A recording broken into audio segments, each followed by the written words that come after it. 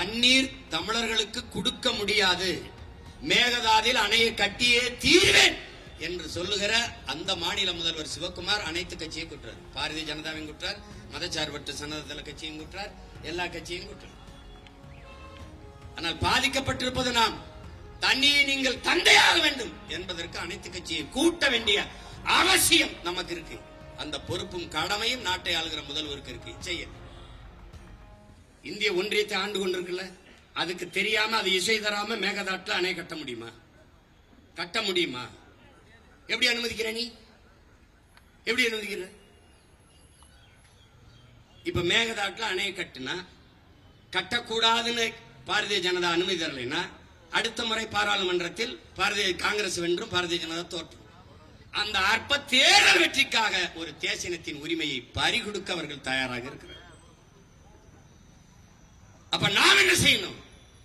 என் உரிமையை பறிக்கிற உனக்கு என் நிலத்தில் ஒரு ஓட்டு கிடையாதரா என்ற முடிவை மான தமிழ் மக்கள் நாம் எடுக்கணும். இல்ல உன்னை எவனாலும் காப்பாற்ற முடியாது. உனக்கு இருக்கிற ஒரே கருவி வலிமை மிக்க ஆயுதம் வாக்குதான். அதை இப்படி போட்டு தெரிவு இப்படி போட்டு கத்திக்கிட்டு கூடாது. இந்த கட்சிகளினுடைய அரசியல் நிலைப்பாடுகளை நீங்க புரிஞ்சுக்கணும். இப்ப அனைத்து கட்சியை கூட்ட சொல்றாங்க.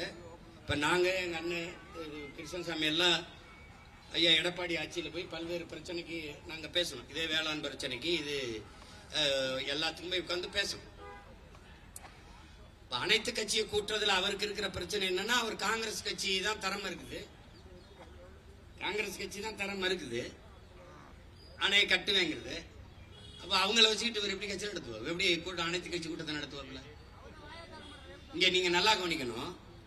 தண்ணீர் தமிழர்களுக்கு கொடுக்க முடியாது, மேகதாதில் அணையை கட்டியே தீர்வேன் என்று சொல்லுகிற அந்த மாநில முதல்வர் சிவகுமார் அனைத்து கட்சியை குற்றார். பாரதிய ஜனதாவையும் குற்றார், மதச்சார்பற்ற சனததள கட்சியும் குற்றார், எல்லா கட்சியும் குற்றார். ஆனால் பாதிக்கப்பட்டிருப்பது நாம். தண்ணியை நீங்கள் தந்தையாக வேண்டும் என்பதற்கு அனைத்து கட்சியை கூட்ட வேண்டிய அவசியம் நமக்கு இருக்கு. அந்த பொறுப்பும் கடமையும் நாட்டை ஆளுகிற முதல்வருக்கு இருக்கு. செய்ய தமிழ்நாடு அரசு